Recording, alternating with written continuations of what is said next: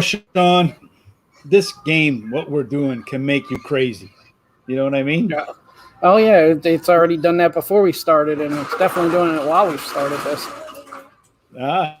Someone just dropped a bag of fries. Hey, you see, you walk around mumbling to yourself, right? After a couple bad beats, and some stranger taps you on the shoulder. Dude, you okay, man? What? You all right? Man, Pirates played it 3 without a hit. The guy's like looking at you, like when you fall down, you kind of look around to see if anybody saw it. The guy, and then they slowly back away from you. Like, yeah, that dude's nuts over there.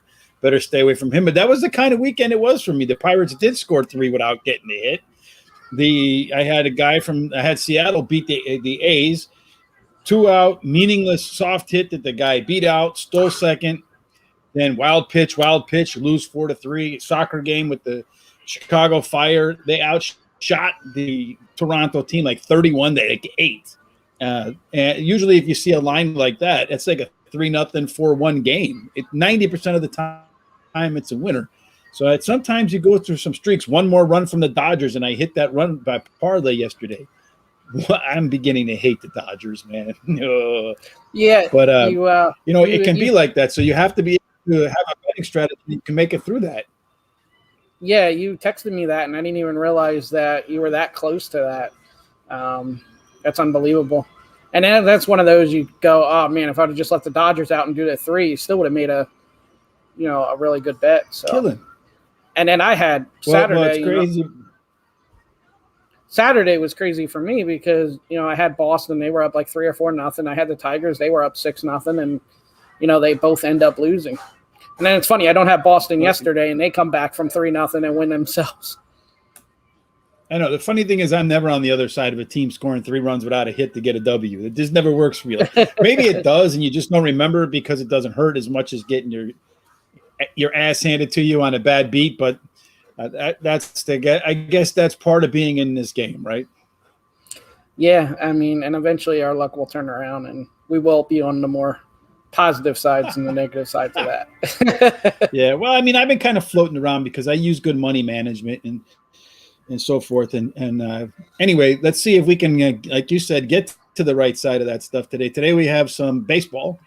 That's about the only thing we have is baseball today. There's Olympic stuff, but is anybody, from what I can see from the ratings, no one's even interested in the Olympics. Yeah, what stinks about that is I didn't realize the U.S. men were playing yesterday morning, or I would have taken the underdog there, and you could have made like $50 for $10. So I was really upset about that. They still got a few games to go. So. Yeah, but eventually, they got to beat some of these teams. Well, that's what we thought when they lost to Nigeria. That's what we thought. I'll tell you what, Australia. That's what we thought when they lost France. They may not win another one, man. I would definitely take the points. I forget who they play next, but it's not a really good team. But I would definitely take the points because you should get a bunch. Yeah, and they're just get a bunch. They're just not. They're not good. No, they're not good. And the way some of them be. Anyway, we'll talk about that some other day. Let's talk about Major League Baseball. We don't have that many games on the schedule today, so this should be a pretty quick thing. It's kind of hard to maybe find 2. First game on the docket is the Atlanta Braves at the New York Mets. The Braves are an underdog. The Mets are the favorite with Marcus Stroman. Last time we saw Marcus Stroman, he was talking some stuff, and then he got a bellyache and ran off the mound. Yeah, this is that 7-inning game again. Stroman I usually go with, but also the Mets are 10-18 versus left-handed pitching, so nowhere I want to go here. Yeah, I'm on the same place with you there. Stroman, and when I saw the Mets record against lefties, I said there's just no way on the planet I can touch this one because I'm not a big fan of teams that can't beat lefties, especially in a short inning game. All you need, and we saw this against Pittsburgh with Stroman. Stroman came out, and he kind of was pretty dominant at the first 3 innings, and then he got messed up. Looking at the money right now, you got about 2 out of 3 of the tickets are on the Mets, but the money is 50-50. So it looks to me like the smart money is betting on the Braves here. Yeah, I couldn't go either way, like I said. Next up, we got the Washington Nationals against the Philadelphia Phillies in your hometown. I know Hillary's probably ready to book some bets on the Phillies. Yeah, I'm sure. The problem here is with Spencer Howard. He doesn't go very deep into games. You know, he'll go 3-4 innings, and then you got that awful bullpen. And then as far as the Nationals, they just got swept by Baltimore. They're struggling offensively all of a sudden. You know, they were hitting really well with San Diego and against San Diego and a couple other teams, and then they can't hit all of a sudden. So I don't like either way. At first, I looked at the pitching matchup and thought maybe the over, but I can't trust Washington's offense for that. So this is a total pass for me. Well, I'm looking at this game, and I think this is not a pass. I think your Philadelphia Phillies are going to come home with the W. The line did open up at -160, so it's moved aggressively in the Nationals' favor. But you mentioned Spencer Howard. Believe it or not, he's a little bit better picture using some advanced metrics than Joe Ross. So you are getting the better end of the pitching matchup with the Phillies. And if you look at their record at home, Philadelphia is 29-19, so 10 games above 500 at home. They like the Philly cheesesteaks, I guess. Whereas Washington on the road is 18-28, so they're 10 games under 500. So you got a 20-game difference there. The last 20 games, the Phillies are 12-8, so they're playing 600 baseball. I think that works out to be, if I do math right. And then the Washington National team is 5-15, so they're playing 250 baseball on the road. Not the kind of baseball, I mean, just period, road or away. So they're not playing very good baseball. Like you mentioned, they're not playing baseball. At least before they were hitting and losing. Now they're not hitting, and they're still playing bad baseball, and they're still losing. Philly has the pitching matchup. Philly has the home away record. They have a dominant run differential advantage from what they scored home relative to what Washington scores on the road. And they're the better team overall. So I'm going to take the Philadelphia Phillies -121. My only concern, I mean, Nationals do struggle as the underdog too. They're 16-35 as the underdog, so that's good in your favor. My only concern is if Spencer Howard only goes 4 innings, which it looks like he probably will. You got 5 innings of that bullpen. They do seem to be getting a little bit better than they were, earlier this year. So word has it, what, I can't pronounce his name. It's like I'm shanking like in golf. All of a sudden, I got the shakes. Forget it. What's his name? Craig Krimble. Yeah, now you got me. There you go. So whatever his name is, Krimble. Yeah, there you Christopher go. Krimble. Yeah, that guy. He's word has it he's coming your way. So maybe you're going to see him as a neighbor pretty soon. So yeah, I'm on the Phillies. Next game on the docket, the Blue Jays in Boston. Here's your chance to go back after Boston again. Yeah, and I am. Call me a sucker or whatever. -145, so they're still on that threshold. You can bet them. Toronto's 0-5 the last 5 games on a Monday. Just weird thing like that. Boston's Monday, you're really going to go with that on a Monday? Maybe they're out on Sunday night, or they don't like traveling or something. I don't know. Boston's 5-0 their last 5, so complete opposite. And then Toronto, this is a good one too. Toronto's 1-4 in their last 5 on game 1s of a series. All right, that's a good one. Boston maybe they're all on Monday. Boston is 6-0 in their last 6 home games versus a team with a winning road record. The only issue here is Boston's starting pitcher Nick Pivetta has been giving up runs versus Toronto this year. 16.2 most people have 16 2/3 innings, and he has an ERA of 7.77 versus Toronto. Oh, that's good for Vegas right there, baby. But 7.77. Boston has a 42-21 record at night, and Toronto's 27-34. So I went Boston here. They should be able to score some runs. Also, you got last I saw, Thomas Hatch was starting. He'll be making his debut. He pitched a few times last year. It looks like pretty much a bullpen game for Toronto. So Boston should see a lot of pitchers. All right, so you're getting Boston -133. The way the money is breaking down, roughly 60% of the tickets are on the Red Sox and roughly 70 cents on every dollar. So the public and the money agrees with Sean. Now, looking at this, what was surprising too, I was looking at the over. These two teams that score a lot of runs are actually losing records against the over. They usually go under, which is really surprising. But I guess the numbers are just inflated with them too because they do score runs. Well, or maybe they've had a couple of games where they scored like 23 or something like that, and it just lifts the numbers overall.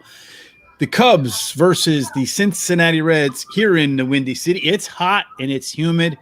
And I promise you, the ball's going to leave the yard tonight. I don't know what the total is on that game, but whatever it is, I would lean towards the game going over, even though I don't like totals in baseball. So it's actually only 8, so that is surprising. But Kyle Hendricks does pitch better at home, like you always say. And Wade Miley's been pretty good. Sure does. Versus lefty. And he's a left-handed pitcher, which Cubs don't do bad. There are a couple games over 500 versus lefty, so that's not bad. Pitching matchup looks good, but if the ball's not going to fly, then, Chicago's been playing better offensively too. And Cincinnati, we know how good their offense is. So 8 does seem awfully low. Considering the weather outside, 8 is low because it's like 90 degrees here. It's hot. There's a little bit of wind, but when it's hot like that ball, Wrigley Field becomes a little league park when it's hot like this. And it's smoking hot outside right now. So I wouldn't make it official, but if I was going to do anything here, I would bet the over. Wade Miley is a much better pitcher using some of the 2021 type metrics than Kyle Hendricks. But you said the Cubs do hit lefties pretty well. So I expect this game to be well over 8 runs. I just can't do it because it would be – I already vowed not to break any more of my rules on this show, and I'll try my best, to last at least another day or two. Yeah, I'm not – I looked at this game hard, but I couldn't find anywhere I feel comfortable going. Game 2 between Atlanta and New York Mets, not touching it without any kind of pitching matchup, although it does favor the Mets. It'll really favor the Mets if somehow Atlanta wins the first one. But that line will probably shift real fast if Atlanta wins the first one. Chicago White Sox versus the Kansas City Royals, lefty versus lefty. What do you see here? So this is official play, Chicago White Sox, money line, -125. They're always one of the best versus left-handed pitchers. They're 19-8 versus left-handed pitching this year. Yeah, they do. They were that way last year too. Yeah, that's what I'm saying. They're 6-3 versus Kansas City this year. They're 50-23 as the favorite. Kansas City's 20-38 as the underdog. Now, Mike Minor did face the White Sox 3 times this year. It's kind of been a mixed bag. 4 innings, 1 earned, then 5 innings, 5 earned. The last time, May 15th, a couple months ago, 7 innings and only 1 earned run. So he's been feast or famine with them. I'm expecting the White Sox to win here. Okay, so you're getting the Sox -115. And looking at this game, it was when I was considering the White Sox as well. But the Kansas City team does have the advantage in the power ranking at home. Both teams, they actually play much better baseball in Kansas City than they do on the road. So I expect a better game out of Kansas City now that they're the home confines. I think it's going to be a tough game because Dallas Keuchel's really not that good of a pitcher. He ranks very low in terms of like expected OPS and expected strikeouts, expected ERA, that type of stuff. So, that defense bails him out a lot. I would expect Kansas City to hit him hard. Well, I'd expect both pitchers to get hit hard today. It's another one you might see some runs on the board. Detroit and Minnesota. Now, you said before you weren't sure if it was Detroit or if it were Minnesota. If it were Texas. I think it was Texas. They're 0-10 in their last 10. Yeah. Yeah, I couldn't go either way. In Minnesota, too, they're still being overranked. They don't have Nelson Cruz in the middle of that lineup anymore. So yesterday I took the Angels and won against Minnesota. But here I can't go either way because I feel like if I jump on Minnesota's bandwagon, Detroit will come back and bite me. But I don't trust Detroit at this point now. I'm going to have to leave them prove again and get some favorable matchups for me to play them. And it's probably going to be at home, too. I don't really want to take them on the road. So yeah, me either. This game is it's way too big of a line to take Minnesota -170. I don't think Minnesota has a 63% chance of beating anybody. You want to see something kind of interesting? Check this out. In the National League, 10 of the 15 teams in the National League are 5-5 in their last 10 games. Is that crazy or what? Yeah, I just saw that on last night's game when ESPN said that it was crazy, the balance and just that nobody's really that hot. No, it's and then I think you got another 2 teams that are 4-6 and 6-4. So they're really right around 500. Hey, we're not the only ones struggling the last couple of weeks. All I hear about is how unpredictable baseball has been, and people are just pulling their hair out, walking around, mumbling to themselves. Yeah. Pirates scored 3 without getting a hit. They're walking around with empty pockets right now. Zombies. All right, Colorado, the world's best team on the road versus Ohtani in Los Angeles. Sean? I like the Angels here, but I'm not going to pay the price for it. I don't trust it that much. I do like Colorado's pitcher, Gurman. He did struggle last time, but he's been really solid this year. The Angels would be one, though, because Colorado on the road, even though they beat the Dodgers a couple times, that you might be able to throw the Angels on a parlay or something, but I'm not going to take the minus 150. Now. Yeah, they're only 5-5 in their last 10 like everybody else. Here, I'm going money line here, Sean. I mean, run line here, Sean. Here's some interesting numbers for you. Well, Ohtani is definitely a better pitcher. Not much, though. Marquez, you're right, has pitched well, but Ohtani does rank a little bit higher. But LA is 27-22 at home. The Rockies, as you know, as we've talked about many times, are 10-36 away from home. So they stink at home. Although at one point, I think they only had 3 wins. So that number's gotten a lot better. But Ohtani is a much different pitcher in Los Angeles than he is. He's got an ERA, I think, over 5 on the road. But at home, it's 1.87. He's much more difficult to hit at home. And the Angels, check this out, are the best team in all of Major League Baseball at beating teams that are under 500. And there's no other team that's under 500 on the road quite the way Colorado is. They're like I mentioned, they only have 10 wins in 46 games, so that's pretty bad. What's that, like 19% or something? I don't even. It's pretty bad. Yeah. So you have a huge, I think, you have a huge home away differential, and you have a huge home away run line differential. I'm going to take. Got a little bit of action going on behind you there, Sean. Huh? Yeah, at McDonald's today. So Sean's got to do some wedding stuff, so he's at McDonald's. On the way to some wedding stuff. So right now I'm taking minus 1.5, and the best number I can get is at Heritage is plus 137. So Sean, I got the Angels plus 137 to win this game by more than 2 runs. I'm not more than 2, more than 1. I'm really crazy. I am mumbling to myself. People will be tapping me on the shoulder before long. Come on, you're coming with me, son. Yeah, I do like that value. That's good value there with Colorado on the road and Ohtani on the mound. So good bet. And then finally, we're going to close out the night with the team I just refuse to do anything with anymore. If I think Seattle's going to win, they lose. If I think they're going to lose, they win. They win even when I think they're going to lose by a guy getting a meaningless hit, just a infield hit that he barely beats out, steal second, wild pitch, and they get home. And that's how I lose. So that's one of the ways that I lose with Seattle. But I can't count the different ways because I've lost so many times with them. They're against Houston. They're a big home underdog. Do you have any chance that you're going to take the Seattle Mariners at home with the big plus line? No, but Seattle has to be the most profitable underdog in the league. They are 43-35 as the underdog. I think Houston's going to win this game. I'm not betting it either way. Actually, the pitcher for Seattle, and I'm going to not be able to pronounce his name very well, but McCucken, if they have it listed. That's who they had listed. Okay, so he made his debut last time a few days ago. He only pitched 5 innings. He gave up 1 run. He made his major league debut. He actually only had 1 swing and miss with 60 pitches, but only gave up 1 run in Coors Field. So it's kind of crazy that he's not getting anybody to swing and miss, but he puts it in play and gets the outs.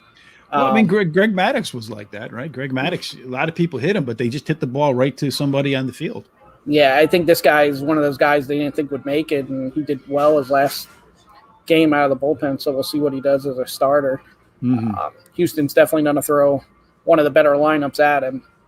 Well, I think they have the number 1 run differential in baseball. When you look at the tickets, they're about 70% of the tickets are on the Astros. A similar amount of money is on the Astros. So clearly the public and the sharps think that the Astros are their play here at minus 172. They're 5 points higher than where they need to be. But like I said, I'm not betting for or against Seattle. It's another rule that I'm going to have. I don't know how long that one will last, but it's another rule that I'm going to have at least for a little while.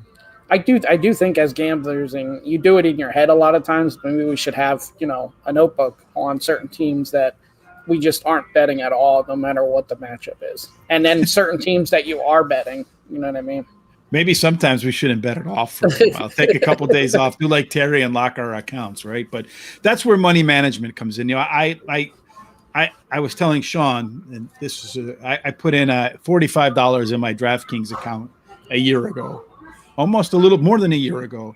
I haven't put another dollar in, and I've made almost $7,500 in bets since, and still have a plus total in there, over $100. So I don't really bet a lot on these games unless there's something I really like. But I like to keep myself sharp. And another reason I don't bet a lot is I don't like to have an emotional connection to what I'm doing. I want to be as unemotional as possible, but still committed. But it has worked for me. And, as I grow, I'll start to put more money in the account, because it has. I just want to prove to myself that I can do it long term before I commit to trying to become like Bill Krakenberger. It's going to take a while for that, but we can't wait until that happens. We're going to have to wait, because unless we win the lottery, bro, ain't happening today. That's for sure. All right, Sean. Well, that kind of wraps up the show for today. On the bottom, as you can see, scrolling across your screen, make sure you hit that subscribe button and the bell so that when we get started, you'll get an alert and you'll know. Follow us on Facebook and Twitter at Sean Moneyline Madmen. At Moneyline Madmen. And of course, head on over to Horse Racing Radar. Terry and I put up a disjointed pick for today that was, I don't know, just one of those days where there's a ton of technical and mental difficulties. It just happens sometimes. Pirates scored 3 without getting a hit. I mean, it's just, anyway, that's the course of this day. All right, Sean, we'll be back in 23 hours and 30 minutes. Of course, until then, everybody, may all your tickets be winners.